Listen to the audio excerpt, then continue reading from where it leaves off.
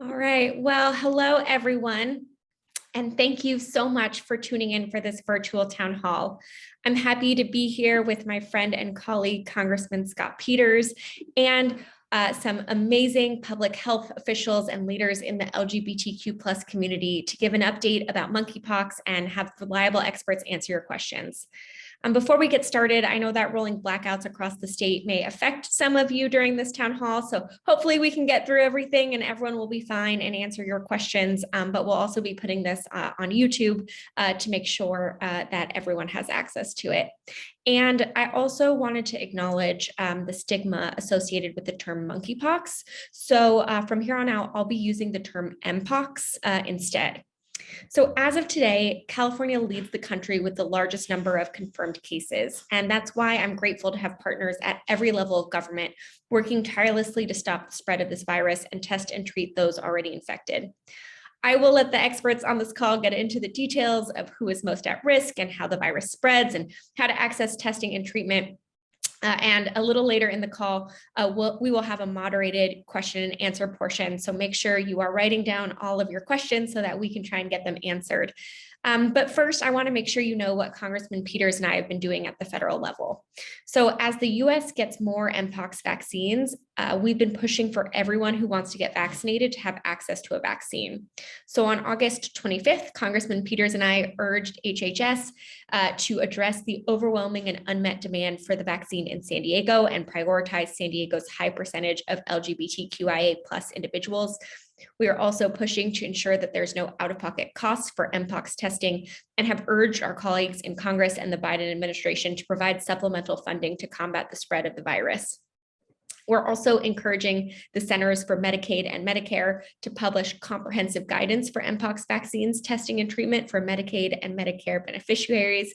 And my office is working to expand FMLA to cover individuals who have contracted the virus due to the longer period of infection. I'm also fighting to ensure that federally qualified health centers and hospitals have the resources to handle an influx of patients. Now more than ever, the CDC needs funding and support to begin clinical trials for treating MPOX because there aren't specific treatments for it. And we also must apply the lessons learned from the COVID-19 pandemic and work to stop the misinformation that has sparked threats of violence and hate, which is why it's so important that we talk about MPOX correctly, that we make sure people understand that this is not a sexually transmitted disease. It can be transmitted in many ways. And as we work on our response to MPOX, we also need to remember that everyday barriers to healthcare are worsened during a crisis. I've heard from many of my constituents about how difficult it's been to get a vaccine appointment and questions about how the available slots are being filled. Since the virus has been identified in the US, Black people make up about 1/3 of the cases, despite only being 12% of the overall population. And similarly, Latinx individuals are 19% of the population, but make up 32% of the cases. So we are going to continue working to make sure that those who traditionally face barriers to accessing care, like our Black and Brown community members, are not left behind and have equal access to accurate MPOX information, the vaccine distribution sites, and treatment. And just like COVID, the virus doesn't stop at borders. So we've been working with the Biden administration about the need for a global coordinated response to stop the spread of MPOX, which is especially important for our binational community. So I'm really grateful to have a friend and colleague in Congressman Peters who has been working with me on this issue closely, and leaders in our community to make sure every San Diegan has the information and resources they need to keep all of us safe and healthy. So thank you all so much for turning in. And now I'm going to turn it over to Congressman Peters to introduce our panelists. Thank you, Sarah. It's a pleasure to be here with you tonight and to talk about this very important issue. And you framed it very well. And I certainly agree with your comments on the importance of this panel to talk about it. We've got a great panel of experts. I'll introduce them now. They're going to take a comprehensive look at the challenges that our community is facing. First, Dr. Davey Smith is an infectious disease specialist and translational research virologist. He's also the international protocol co-chair for the ACTIV2 treatment study, which is part of the U.S. government's response to COVID-19. He's now the protocol virologist for the U.S. government's trial to find a treatment for MPOX. Dr. Susan Little is an infectious disease specialist at UC San Diego Health and an associate professor of medicine in the Division of Infectious Diseases, with a research interest in HIV infection. Dr. Ankita Kadakia serves as Deputy Public Health Officer for the County of San Diego. And throughout the COVID-19 pandemic, she's played a critical role as a medical subject matter expert and tri-chair of the county COVID-19 vaccine clinical advisory group. Prior to joining the county, Dr. Kadakia worked at the University of California, San Diego, UCSD, as an assistant professor of medicine with a focus on HIV/AIDS and LGBTQ healthcare.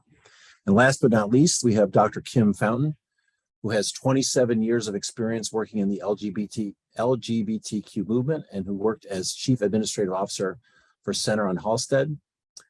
Dr. Fountain is currently the Deputy CEO at the San Diego LGBT Community Center. We're going to ask each of our panelists in that order to take 5 minutes or so to outline the issues as they see them, and then we'll have a moderated discussion. David Vance, who's from Sara's staff, will moderate the discussion after the questions. Look forward to a really good education session here, and thanks again to everyone for being with us. We'll get started with Dr. Smith. Thank you, Dr. Thank you, Congressman Peters. Do we have the slides?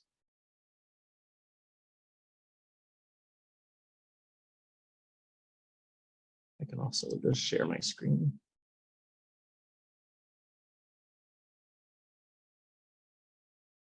Aha, thank you. So thanks, everybody. My name is Davey Smith. I'm an ID doc at UC San Diego. And I just wanted to touch base on a few things about what we know and what we do not know and what we can learn from MPOX. Well, MPOX was first discovered in lab monkeys back in 1958. It's a misnomer. That's just the way that it was found. The primary carriers of MPOX are actually rodents, and most often in Africa. There is a new name coming. The WHO is working on it. We are currently experiencing a multi-country outbreak. The current isolate shares about 40 mutations that are different than the original strains that we see in Africa. And what that likely means that it's more contagious, and that might explain some of the outbreak that we're experiencing at the moment. But we had MPOX in the US in 2003. 71 people were infected from pet prairie dogs who got it from a pet rat from Ghana. So somebody imported a rat, got it into a prairie dog population, and then it spread out into the upper Midwest. So why do I bring that up? Well, I bring it up because there's differences in how the virus spreads in different communities, and that's what we need to talk about in terms of stigma. Next slide.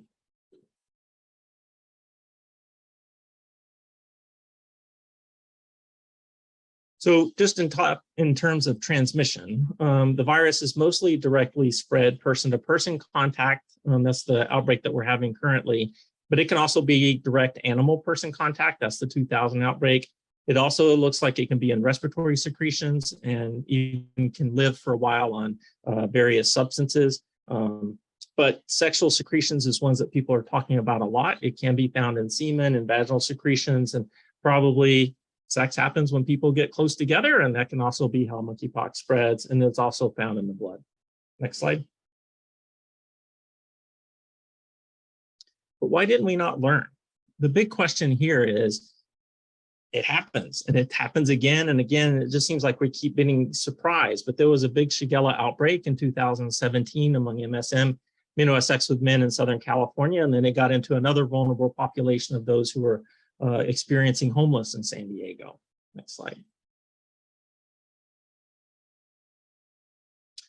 Same thing for hepatitis A in 2018. I'm sure many of you can remember there were 582 cases of hepatitis A, mostly among unstably housed individuals and men who have sex with men, very vulnerable communities in our population. And there were 20 deaths in that outbreak. Next slide.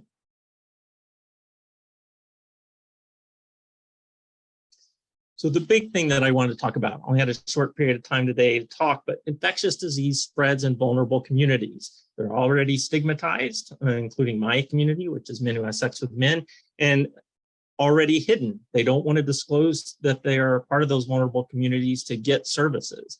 And they're close-knit for survival, and they have been for a very long time. And that's how infectious diseases like to spread: Shigella, hepatitis A, HIV, MPOX. So what do we do about it? Well, we devote resources to those communities that are being hit the hardest, and we need to stop being surprised. We just need to be prepared, and that means sustained public health resources for these vulnerable communities, even when there isn't a public health emergency. So now I'll turn it over to Dr. Little. Thank you very much. Next slide, or my slides.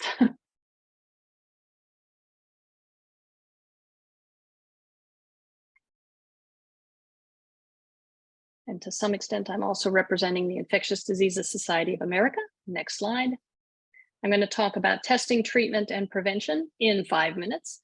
So as Dr. Smith mentioned, once we have cases of MPOX, testing becomes an issue. So testing is recommended in those with a compatible clinical presentation, which in general is a rash, and epidemiologic criteria.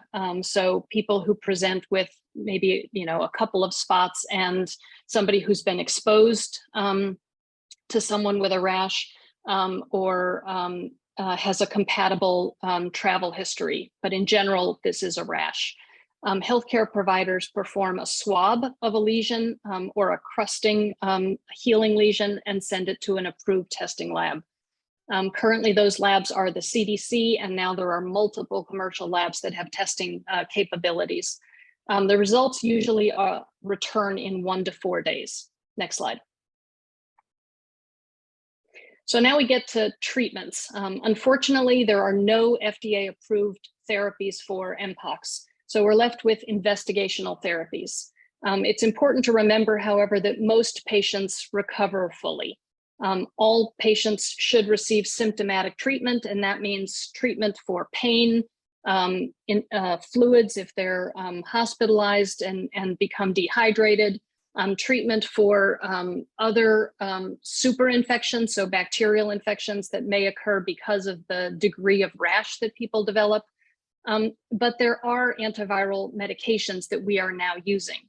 So tecovirimat, or TPOXX as it's known, is an FDA-approved treatment for smallpox and has been shown to be effective against against MPOX in animal models. And for this reason, it has received an expanded access IND and is now being used for treatment of MPOX. Because it's received this investigational new drug IND indication, patients who receive it need to sign an informed consent and complete, as you can see on the right, this patient intake form. It's also important that everyone recognize we don't have effectiveness data. We don't know how well this drug works. It probably has a low barrier for resistance, meaning if it is used indiscriminately, we could develop resistance to the virus could develop resistance to this treatment, which is something we clearly don't want. And also it has good safety data. Treatment is indicated for people with severe disease or people who have involvement of specific anatomic areas, specifically the eye, the throat, people who can't swallow, the genital region, anus, etc. So also areas that have a high predilection to scar, like the face. Treatment should also be considered in those at risk for severe disease, people who are immunocompromised, children, particularly those under the age of 8, women who are pregnant, breastfeeding, and people who have underlying skin conditions that put them at risk for developing severe disease. Just a note, other potential treatments, brincidofovir is not available, but it is another antiviral like tecovirimat that is approved, FDA approved for the treatment of smallpox, and has shown efficacy for the treatment of MPOX in animal models. It is not currently available, but the CDC is pursuing an expanded access investigational new drug protocol, as has been already received by tecovirimat. It has probably some pros and cons. It probably has a better genetic barrier for resistance, meaning less likely to select for resistance, but it has a less good safety profile. So some pros and cons, but we may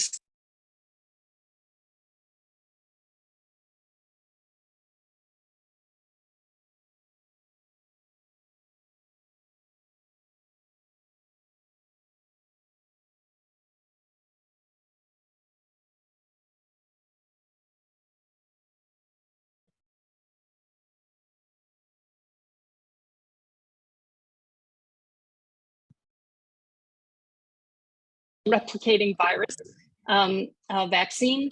And it is used for both pre-exposure prophylaxis, meaning in people who have been who are trying to avoid acquiring MPX if they are exposed, and also for people who have been exposed who are trying to avoid developing infection or lessening the severity of that infection should they acquire infection. The recommended dose is 2 subcutaneous injections, which I'll show you in a minute, 4 weeks apart, with protection achieved 2 weeks after the last injection. Advance, if you would.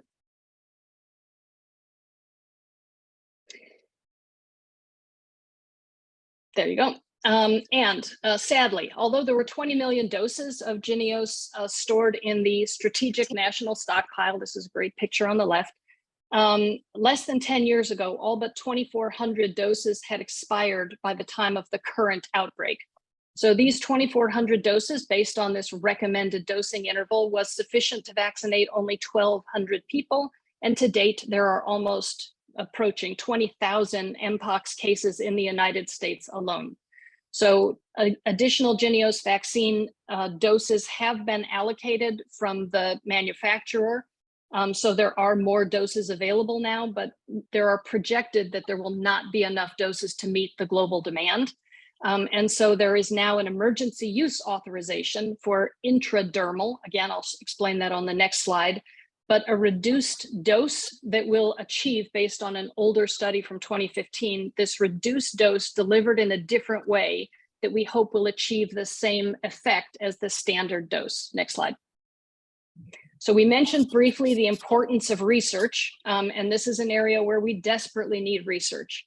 The NIH AIDS Clinical Trials Group has launched this new trial, 5418 for anybody who cares, which will start in another week or 2, which is the study of tecovirimat for human monkeypox virus, or MPOX, STOMP. And it's really important. I mentioned we don't have effectiveness data for this drug. We need to learn if tecovirimat works and if it is safe, if the virus develops resistance to the drug, and if it doesn't work, do we need to redirect our resources to look for other treatments? Next advance, please. And then there's another NIH multi-site study called DOSES clinical trial, which is the dose reduction strategy of the JYNNEOS vaccine, which is going to evaluate dose sparing strategies. I already mentioned there was an emergency use authorization to look at the 1/5 vaccine dose, so up above the typical doses delivered into the subcutaneous tissue, this fat, but then down below, the intradermal dose is going to be delivered right below the skin, which is just a different way of delivering it. And the emergency use authorization is for the 1/5 dose, but this study is going to compare the standard dose subcutaneous to the 1/5 dose, also comparing also to the 1/10 dose. The hope being that if we can show that they're all equivalent, we can spread out the available supply of JYNNEOS vaccine and administer preventative vaccine doses to more people. And I think that's all I've got. So I'll turn it over to Dr. Kadakia now. Great, thank you, Dr. Little. And we can go right to my slides.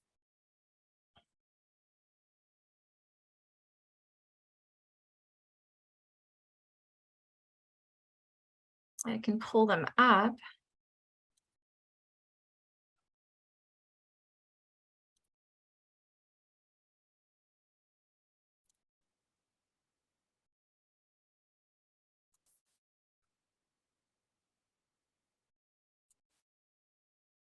Oh, and there they are. Perfect. Okay, next slide, please.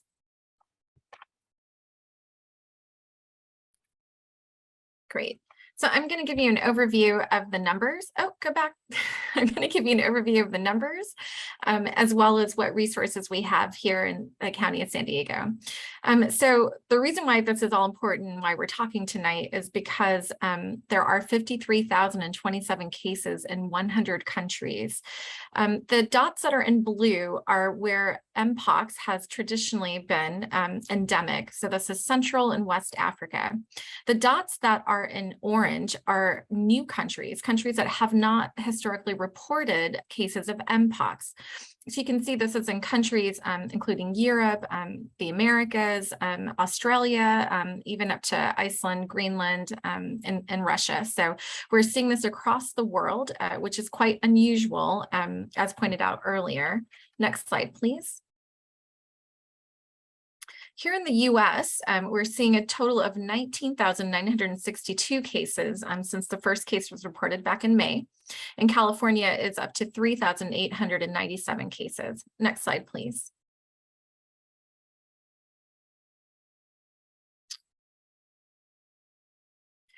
So this is just what our epi curve looks like. And what that means is we can look at cases since the beginning, since we received our first report of a case here in San Diego County, and we can track it. This is done weekly to see what we can, so to see if we've hit a peak or how cases are going in San Diego County. And so you can see back around, it looks like the week of August 6th, so about a month ago, looks like we did hit the highest number that we've had to report so far. And then we continue to trend this out. And I want to just point out that as of this last week, we're reporting 14. I want to say that in San Francisco, Los Angeles, and New York, they've also reported a downtrend. So we're starting to see a decline in cases. And there was a report of 21% from the peak of the decline in cases globally. So across the world, we're starting to see a decline from the peak, which is that middle, which is for us would be that week of August 6th. And we're hoping that we'll start to see a continued decline. The area that is grayed out is just related to the fact that we may continue to see a few cases reported in this time as people continue to isolate and cases get reported. But so far, we are starting to see a bit of a decrease. Next slide, please. And so this decline in cases is also true across California. This is California Department of Public Health's case counts by weeks. And you can see that we've also started to see a decrease in cases that are being reported. Next slide, please. We update the county's MPOX website daily. And so our count as of 4 p.m. today is at 320 cases. That is up 22 cases since our last report from yesterday. But of course, this is related to not individuals becoming infected on a day, but rather the date that is reported to us. So they could have been tested a few days ago, and now we're receiving that report. Next slide, please. These are our demographics. So this is the information that we are able to collect when speaking to individuals who have contracted monkeypox or MPOX. And so we can show you that out of 313 individuals that we've conducted what we call contact investigation and gathering information, 308 of those have been males. We do have 3 reported females, 2 transgender females, and 0 for transgender male, genderqueer, non-binary, identity not listed, declined to answer, or unknown. For sexual orientation, 210 have been self-identified as gay, lesbian, or same gender loving. 19 is bisexual, 13 heterosexual or straight, 4 declined to answer, and 0 did not provide orientation not listed. The average age of the cases have been 35, with a minimum age of 20 to a maximum of 65. And we do show here that we are seeing 116 cases, or majority of cases, in our Hispanic and Latino population, followed by Caucasian or white at 110 cases, Black or African American at 22, Asian at 6, other multiple race at 3, American Indian or Alaska Native at 3, Native Hawaiian or Pacific Islander at 2, and unknown or missing data at 51. The region in which we're seeing cases, so we split San Diego into 6 regions. Central region, which is usually Central San Diego, is 173 cases. North Central is 52. South or South Bay is 27. North Coastal is 27. East is 15. North Inland is 15. And unknown or missing data is at 4. Next slide, please. This is the vaccine summary of the total amount of vaccines that we have requested as a county to the California Department of Public Health is 33,468 vials. I want to take a minute just to explain how vaccine reaches our county. The stockpile that was referred to, the federal stockpile distributes vaccine to California Department of Public Health. It also distributes vaccine to other state health departments. We as a county make a request for vaccine. There is a formula that is followed to determine the amount of vaccine that is provided to a county. And the formula is based off of the number of monkeypox cases or MPX cases in the county in men in the past 2 weeks and the number of early syphilis cases. And that formula is calculated through CDPH, and then that determination is made. So we have requested 33,468 vials. We've received 7,917 vials. We've distributed 5,715 vials, and 2,162 are reserved for post-exposure prophylaxis. And then I'm going to show you in the next slide where all of that vaccine is currently. Next slide. And so we have 7,917 vials that have been allocated. This has gone to public health centers, to our STD clinics. We've also held vaccination events, most recently last week in South Bay. We also distributed to a number of healthcare organizations. So these are organizations taking care of vulnerable populations. And you can see the list here: AIDS Healthcare Foundation, Family Health Centers of San Diego, Kaiser, La Maestra, Neighborhood Healthcare, Palomar Hospital, Perlman Clinic, Samahan Health Center, San Isidro, Scripps, Sharp, Tri-City, True Care, UCSD, and Vista Community Clinics. Next slide, please.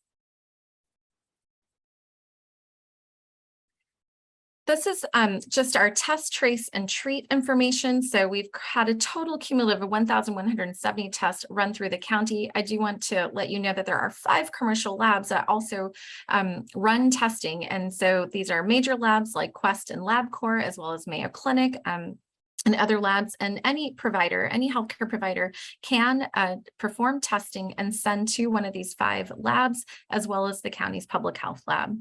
We currently have 17 individuals that are undergoing contact investigation and 258 individuals that have completed contact investigation. And then we have 326 courses of tecovirimat or TPOXX, which has been distributed.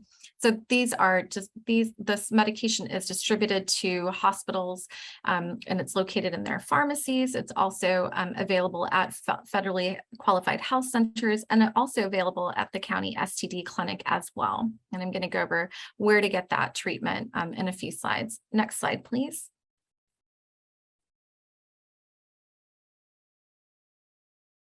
So big question that we usually get: how do I get a vaccine? The county is hosting evening vaccine clinics at public health centers. You can also check with the healthcare system, clinic, or provider if they do have vaccine available and you meet qualifications for a vaccine. For county vaccine events, the fastest way to receive vaccine event information is by joining the county's text message alert system. And you can text COSD monkeypox to 468-311. The text messages also are in Spanish, so Spanish speakers would be able to also have access. Once you receive that text message that we're going to have a vaccine event available, you can visit My Turn to schedule an appointment. I put the website there. At the very top of the page, it will say MPOX, and you can click on that to schedule a vaccine for any of the county vaccine events. We also have evening clinics. This is Monday through Friday. They're usually 5:30 to 7:30 in the evening. So you can also schedule through My Turn for those county vaccine evening clinics as well. And then also second doses are now available. Originally, we were prioritizing first doses, meaning we wanted to make sure that everyone would get a first dose. We still want to encourage as many people as possible to get a first dose. However, if you are now in a time frame to receive a second dose, which is 28 days apart or later, then you would also be able to schedule that either wherever you received your vaccine, if that was through your healthcare provider, or in My Turn for a county vaccine event. We are doing first and second doses. Next slide, please. And how do I get treated? That's the next question that we usually get. So TPOXX or tecovirimat, again, as Dr. Little said, is for severe disease, pain, and those at risk of developing severe disease. It is available at most healthcare systems, FQHCs, and any provider in San Diego County can apply to prescribe TPOXX, and the county will assist them with getting TPOXX directly from CDPH. If you're not able to access a healthcare system or a clinic for treatment, or you need evaluation or testing, the county STD clinic is available, and we have waived the cost, the fee, which is normally $40. So that fee has been waived. And if you do not have access or you need to go somewhere, you can come to the county STD clinic Monday through Friday. I believe that's my last slide. Oh, next slide, one more slide. And so we do have all of this information is publicly available on the county's MPOX website. I put a QR code at the bottom. There's also the text message alert system, which I encourage you all to get for daily information. There are, you can sign up for county news stories. There's a news story almost every day with up-to-date information, a number of telebriefings that you can join, and a number of educational materials. And that is it. I'm going to hand it over to Dr. Fountain. Thank you so much. And unlike my colleagues, I don't have a PowerPoint presentation because I was asked to speak from the less data heavy side and treatment side, which, you know, the good doctors on this call are incredibly well qualified to present, and I am not. And so I was bringing the sort of more, I always say, you know, sort of humanizing the numbers, if you will, and bringing some of the what we're hearing at the center about what people are experiencing.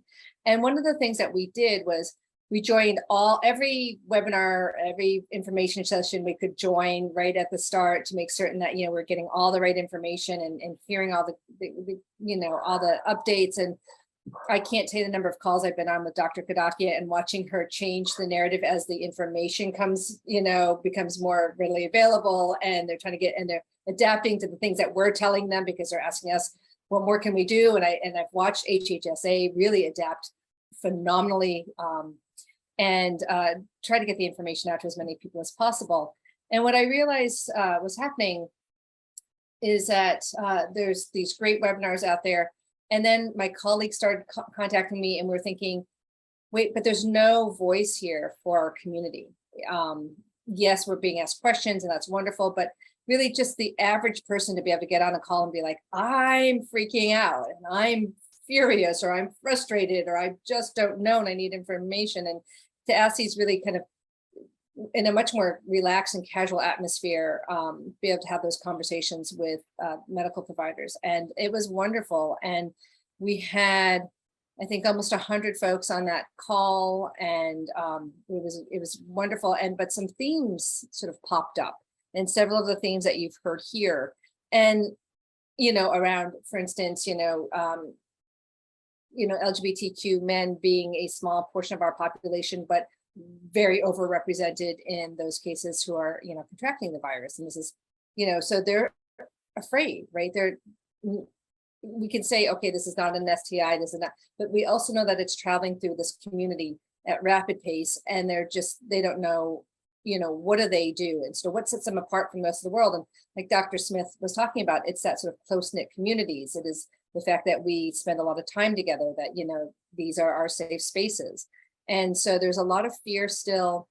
And, you know, when you're looking at this, they're saying, look, we want vaccinations. We absolutely want them. And, you know, we're hearing that there are hundreds of doses that are going to these certain sites, but then, you know, they try to get on to get one of those doses, and they're filled up in like, you know, 40, 45 minutes.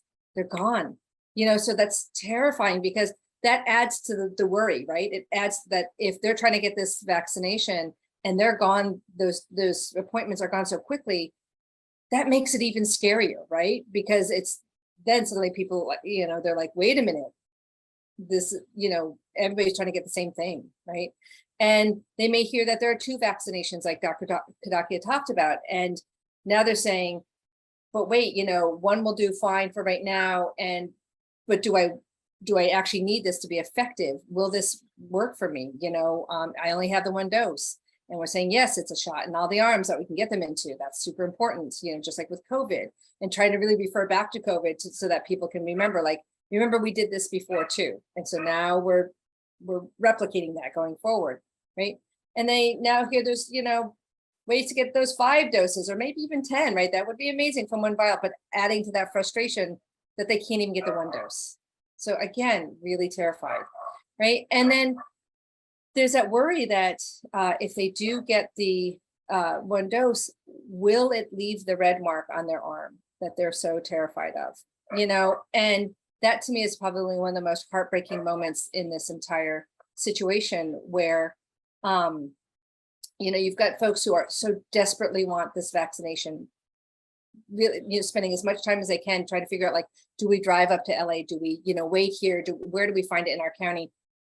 And yet, do I want it? Because if I get it, that means I'll have this sort of mark that may add to the stigma, and the reason why that's heartbreaking to me is after 30 years of fighting stigma like this, in my career, you realize that even with all the wins we've had as a community, these men are terrified of being stigmatized because somebody might see that red spot on them, whether it's their family or their employer or their friends, whoever it may be, right? So that's just, we talk about like how far LGBTQ rights have got and how much, societal acceptance there is.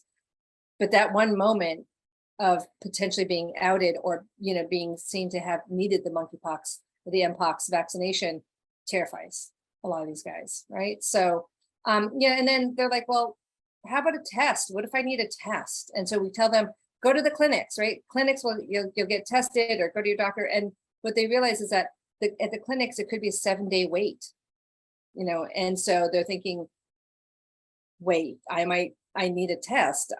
Why do I have to wait 7 days? And then, so some of them, if they can afford it, will pay the $150 to go get a test somewhere, right? But they don't want it. A lot of these, folks can't afford those tests. So, they wait.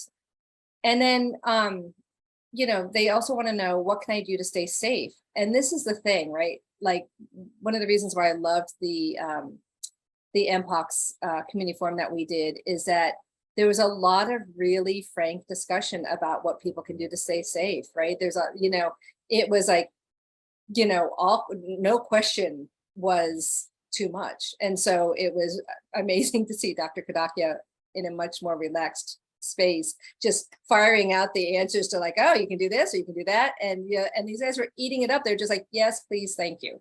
Right. So that was wonderful.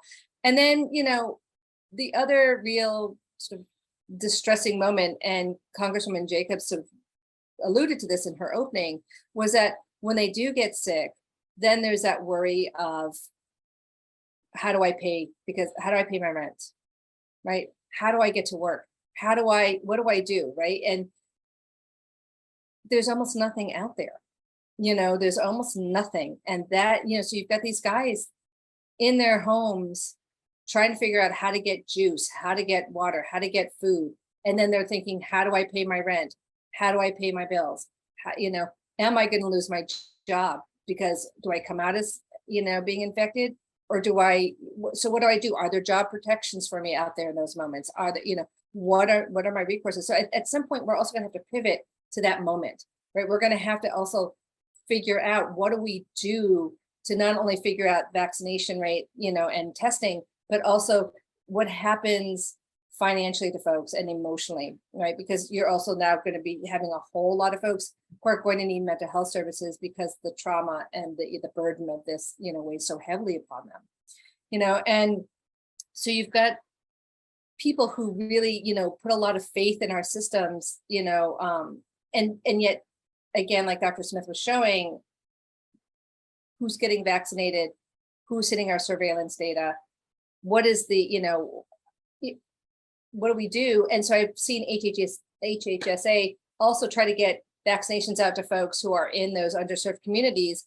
And we realize some of our traditional ways aren't going to work. So we have to go back to like COVID, have to go back to HIV and say to ourselves, what were the methods that we used to reach these really vulnerable communities during this really frightening time, without worrying, or without sort of stigmatizing or without outing folks and without, so it's been, interesting to kind of navigate that as well. So that's some of what I'm seeing in community.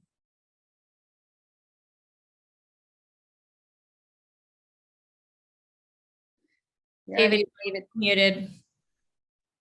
There we go. All right. Thank you, everyone.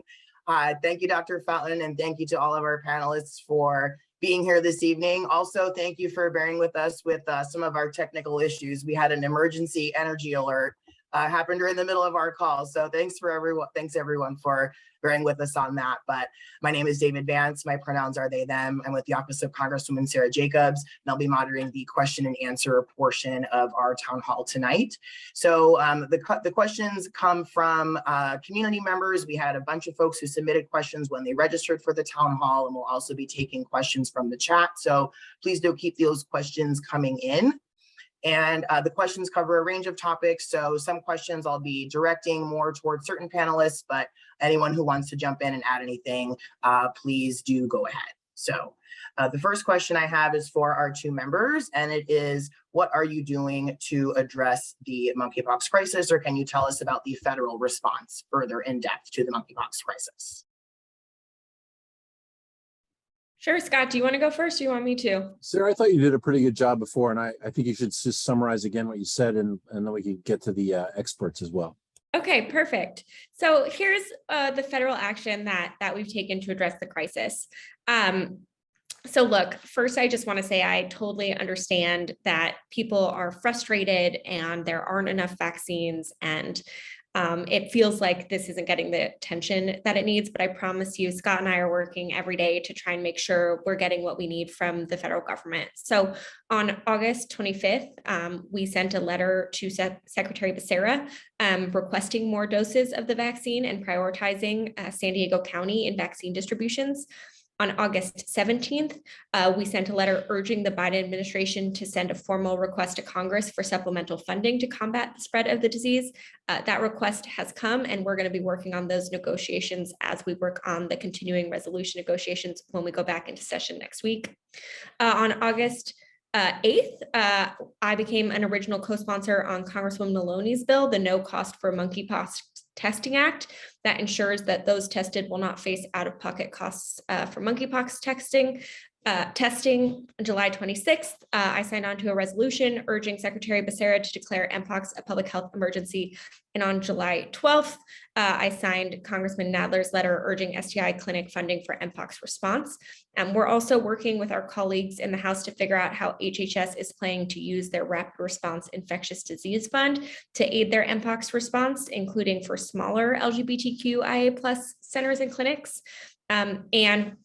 I'm working on a bipartisan bill with the Infectious Disease Society of America to direct CMS to create an outbreak activation payment that provides a payment modifier in support of smaller healthcare centers dealing with the opportunity costs of providing adequate care for MPOX patients. And I'm working on a bill that would alter FMLA leave eligibility triggered by a public health emergency caused by an infectious disease so that individuals infected with MPOX are able to quarantine properly. And we're going to continue working to make sure that we are messaging correctly, and also that we're getting the resources and support that we need for our community here in San Diego and across the country. And I've joined on those bills as well. I would also say, I think the next thing to watch for is what Sarah was saying, is that by September 30th, we have to provide funding for the government. We're going to try to make sure that monkeypox funding, MPOX funding is ample and adequate in that package. Great, thank you both so much. Next question is also going to be for the both of you, and this is related to a lot of what Dr. Fountain shared. But if each of you could share what you're doing to address the stigma the LGBTQ community is facing surrounding this virus. Let me just say, I really appreciated Dr. Fountain's comments about the experience that people are having in the community. That's very helpful to me. I think one of the things that we're trying to do is get the word out. That's the purpose of this particular virtual town hall. It's hard to put together in the time around August because no one's around, but I'm glad we could do it. It's very helpful for me to get the word out. And in addition to all the things that Sarah's talking about, we want to make sure that we really understand how this is affecting people on the ground in a way that's not judgmental. It doesn't make assumptions that this is COVID. It is similar in some ways, but it's also very different. And I think getting that word out is really a really critical component of that. Yeah, and I'll just echo what Scott said. I think the more we talk about it, the more we destigmatize it, the more we make sure all of the various ways it's possible for MPOX to be transmitted, the better. Because especially as we see kids potentially starting to get it, as we see the spread potentially go beyond the communities that it's in, we want to make sure that it doesn't lead to any sort of negative stigma of the LGBTQ plus community. And, you know, many of you know, my youngest sibling is trans, my middle sibling is gender nonconforming. And so this issue is very personal to me, and I would hate for the work that we're all doing to address this infectious disease to lead to any more increased violence against our LGBTQ plus siblings. Great, thank you both so much. Next question is for our medical experts, and this relates actually to something that just came up in conversation as well. The question is, how should parents and guardians begin to think about their children's safety and risk for infection as we return to school this fall? Are there distinguishable symptoms of MPOX that differ from other physical infections found in children, like hand, foot, and mouth disease? I think that's a really great question. I can just say that, you know, traditionally, this mpox infection was seen endemically in Africa, and we do know that it has been in pregnant women, it has been in families, it has been in children. But I want to say that here in the US and globally, we haven't seen that same spread of disease to children. Yes, there have been cases in children, but the risk to the general population is quite low compared to what we're seeing in our LGBTQ population. And that's just partially because of, you know, what we're seeing in this current outbreak in terms of risk factors and the spread of the disease. But I would say that the general population, the risk is low. There are certain populations though that should also take precautions, and that would be individuals that are immunocompromised, those individuals living with HIV and AIDS, those individuals who may be undergoing cancer treatment, or the elderly or pregnant women, right? We do want them to take precautions, but we also want to encourage everyone to just be educated. And I think the risk to children at this current time is low.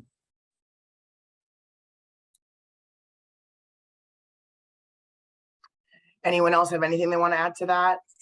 I'll just add that hand, mouth, and foot looks a lot like this, but it, as Dr. Kadakia said, it is not spread at the moment among children, and probably not going to be for a while, and that we really need to devote the resources to the communities where it's hitting the hardest, and that's how we stop it from getting within those communities and others. Over. Thank you.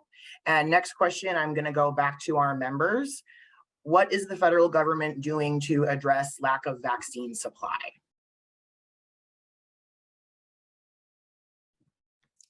I'll start, Scott, and then I know you know a lot about our industry here in San Diego and what they might be working on. So look, the fact of the matter is the supply of the vaccine is really low. So what the federal government is doing today, actually, HHS awarded a $20 million contract to quicken and expand vaccine distribution and treatment. And then the US has purchased approximately 16.5 million vials of the Jynneos vaccine, and Bavarian Nordic, the company that makes it, has reached an agreement with administration to bottle 5.5 million of those vials, the equivalent to 27.5 million intradermal doses. So the administration is doing their best to stretch the supply of the vaccine that we do have while maintaining our stockpile supply, because as our experts noted, this is both a prophylaxis and something you give once infected. You know, this has included switching to intradermal injections, which allows for more doses per vial, but provides the same protection. And currently, HHS's Administration for Strategic Preparedness and Response has distributed doses based on regions of dire need, and we're urging them to consider San Diego County a part of those major cities that they're considering. Thus far, we've been able to deploy over 1.1 million vials of Jynneos, but there's a lot more to do. And we're going to keep working to get as many vaccine doses as possible available to folks here. That's well said. I think the federal government has to make a market commitment to buy these vaccines so that they will be produced. That's what we're doing. And again, I'll reiterate that part of our job in September is to make sure that the funding is available for not just for the supply of vaccines, but for the logistics and administration as well. So we'll be working on that. And I'm pretty confident we'll have good answers as part of the budget. And can I just add a little plug for the research study? We know that 1/5 intradermal dose gives the equivalent response to the traditional subcutaneous dose. And the trial that will look at whether 1/10 dose is effective compared to the 1/5 and the standard dose is going to start next week. It's open at 8 sites in the United States, including San Diego. It's going to be a very quick study trying to get out a fast answer so that we can get this to market, so to speak, if it is shown to be effective. And we will be enrolling here in San Diego. Great, thank you all so much. We do have time for one more question before we go into some very brief final remarks. And this is a sort of a two-pronged question, again, for our medical experts. The question is, should we be worried about MPOX turning into something more deadly? And the second part of the question is, who should be tested and when? So I can at least answer the first part of that. We have 0 reported deaths in San Diego. So what I want to say about this infection is, yes, it is definitely contagious, but we do have 0 reported deaths. That being said, I don't think we should just look at deaths. We should look at severity of disease. These MPOX lesions can be very painful and can cause scarring. And so we really want to be mindful that individuals can be affected by this disease. And that's why the conversations like this and all of the ongoing efforts like this and what we're hearing tonight are so important. And then I think the second part of that question was related to testing. David, can you repeat that? Yes, it's who should be tested and when. I will see if one of my colleagues want to take a stab. Otherwise, I'm happy to. Yeah, I'll take a stab. I think the people who need to get tested are people who think that they might have been exposed or know that they've been exposed. And if they come in with skin lesions that are classical for the MPOX or fever or fatigue, but it's really all about that exposure. And then about a week to 2 weeks, and maybe even up to 3 weeks later, if they start developing symptoms and they need to talk to their healthcare provider. A big issue around that is around stigma and not wanting to disclose that perhaps they had an exposure. And that's where we need to be as a community together to support people and take away that stigma as much as possible. And just worth mentioning, not everyone has a rash. So it is entirely possible to have the fever, the feeling sick and ill, and not actually have a rash. So just it's worth mentioning.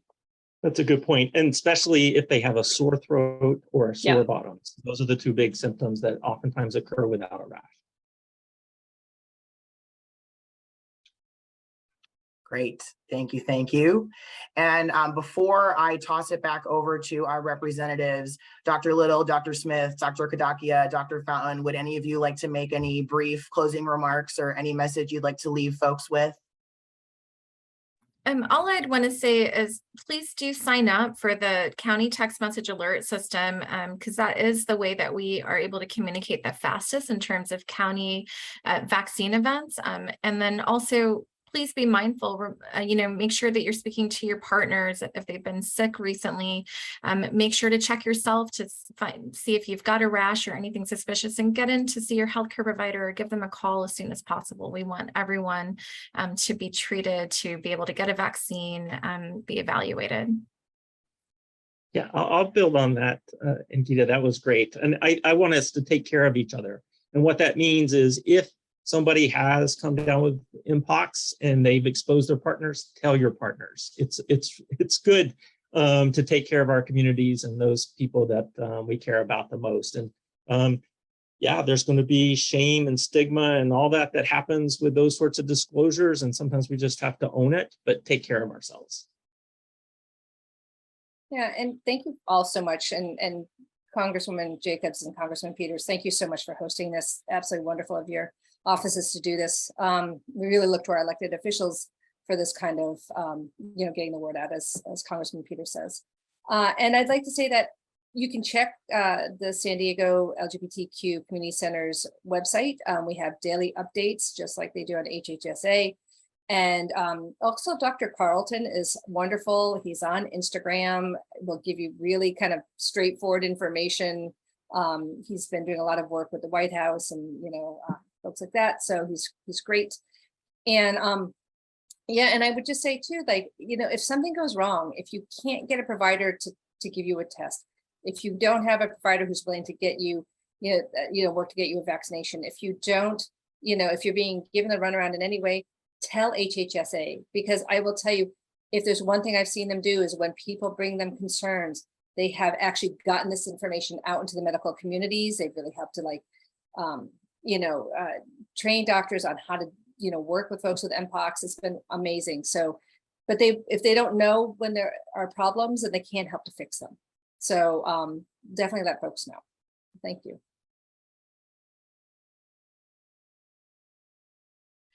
Wonderful. Well, thank you so much again to all of our panelists for sharing your time and your expertise with us. Now I'll go ahead and ask Representative Peters and Representative Jacobs to give us some final closing remarks. Representative Peters, I'll invite you to go first, and Representative Jacobs, you can take us home. Thanks so much, David. Thanks to everybody for participating here. It's wonderful to have this kind of expertise here in our own community. I'm always really proud when I see that kind of resource here. Dr. Kadakia, Dr. Little, Dr. Fountain, and Dr. Smith, thank you all. For me, I mentioned before, we have work to do in September in terms of closing these loops. Dr. Little, I'll be in touch with you. We'll want to know exactly how to describe that study to make sure that we're covering it. And then I would just say, Dr. Fountain, the thing I'm also interested in going forward is, you mentioned something I hadn't been thinking of, which is taking care of those people who are affected by this in a way that's really distressing. And I'd be interested in what the community is doing through the center or elsewhere to help support those folks.